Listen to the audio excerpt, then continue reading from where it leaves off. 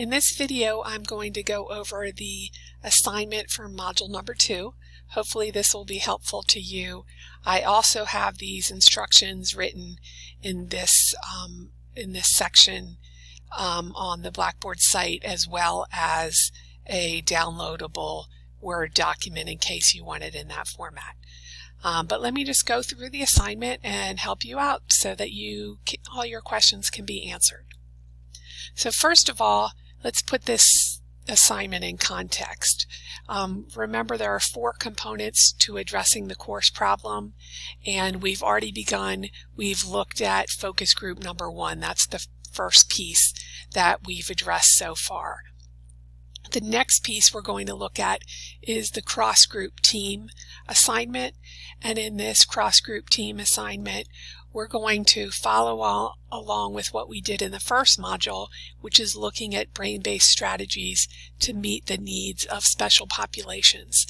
But in this instance, we're going to look at the focus groups combined.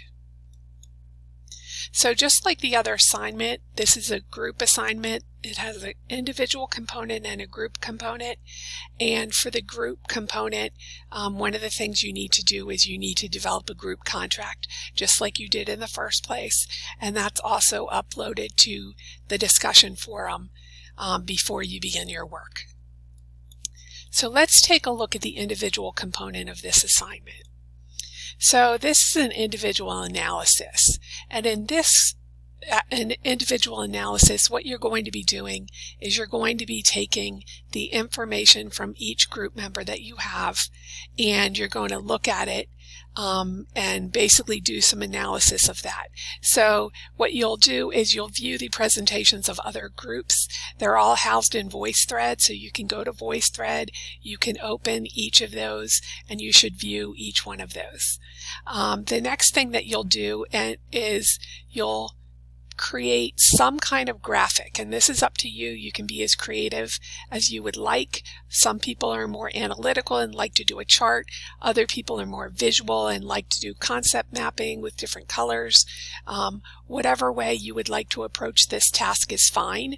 The aim of the task, however, is to do 3 things. One is to address the commonalities of the different subgroups. So in other words, you might take a look at the ESOL, the English Language Learner group, and you might look at the Gifted and Talented group, and you might say, are there any characteristics that they have in common? I might look at the Special Education group and say, oh, they have something that's related to this group over there. So what you'll do is you'll look to see, what do these groups have in common? The second thing you'll do, or the second part, is take a look at some of the differences.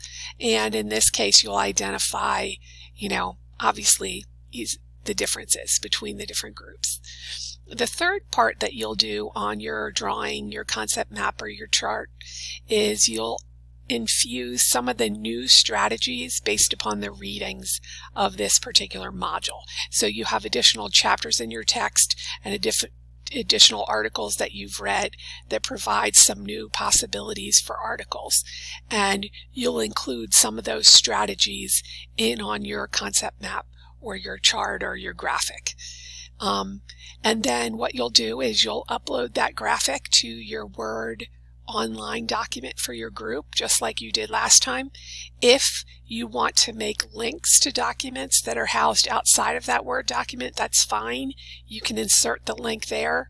If you have some kind of unique, if you have a video, if you have some kind of graphic, whatever it is that you have, if you want to link to that as well, you can do that in the Word document. The main idea there is that will house all the information that you have. So that's the first part. That's the individual analysis. And really the idea there is to go into other groups' presentations, kind of read through them or watch them and get a sense of the information that's there and how you might pull those together. Now, the key here is you're not going to summarize everything that's there. There's way too much information. What you want to do is look for some of the key principles and ideas that you think they have in common, or things that they have in terms of differences. Don't overwhelm yourself with trying to capture each and everything that's presented in those presentations.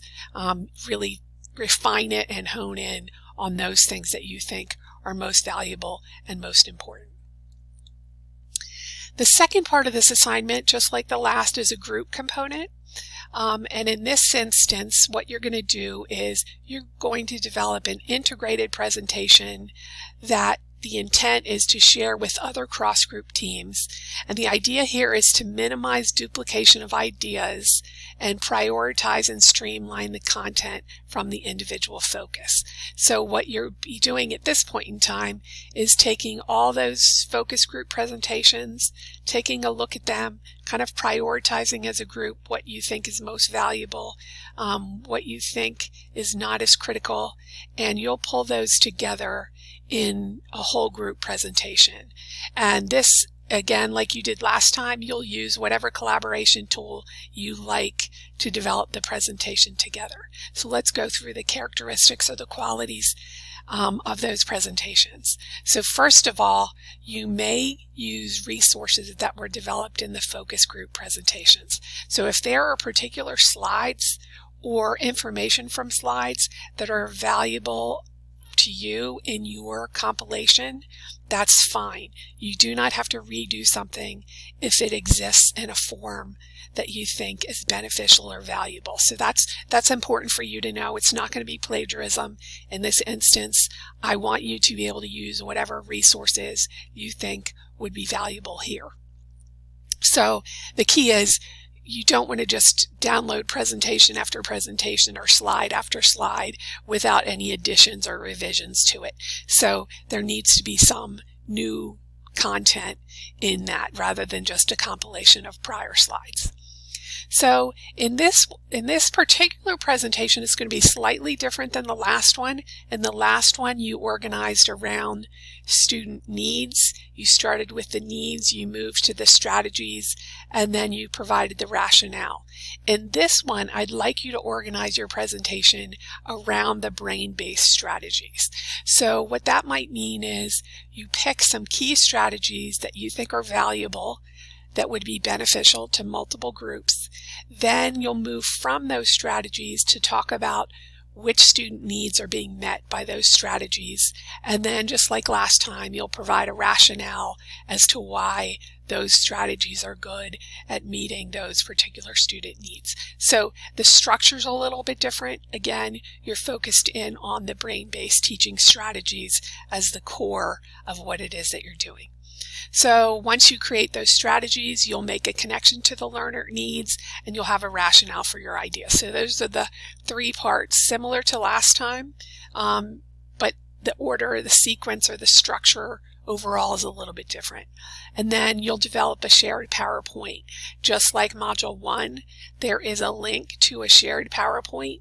The idea here is that you'll create that, you'll compile that together, and then you'll upload it to VoiceThread and provide narration in VoiceThread.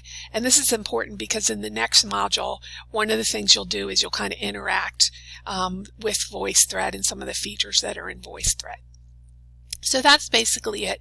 That's the individual component and the group component for this assignment. The last part is the evaluation criteria. Just like in the first assignment, there's both an individual score and a group score. And for the individual score, the first thing I'm looking for is an understanding of the similarities and differences between and among student populations. So somehow in your graphic, I'm looking to see, is that listed there in some way? The second part is that there's an integration of the brain-based strategies, both the ones that were looked at prior in the prior module and those that are a part of this new module. So I'm looking for integration of those foundational ideas. And then the third component of that individual score is that your product is well developed and it meets the responsibilities that you've determined within your group contract. The group presentation, I'm looking for your understanding of the educational practices that reflect neuroscience research. So in this instance, what I mean by that is if I see the strategies that you're using, is it something that is supported by the research that you're taking a look at?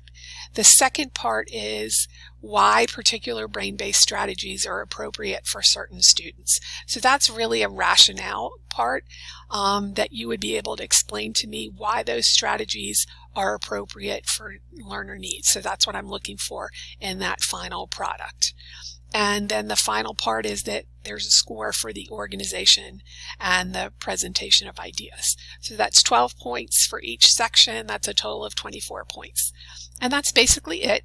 Those are the elements of the assignment. As I mentioned again, they're listed here in a Word document as well as text. So whichever format is helpful to you to refer to, it's there for your assistance. If you have any questions, feel free to email me and I'll be happy to answer those questions. So good luck.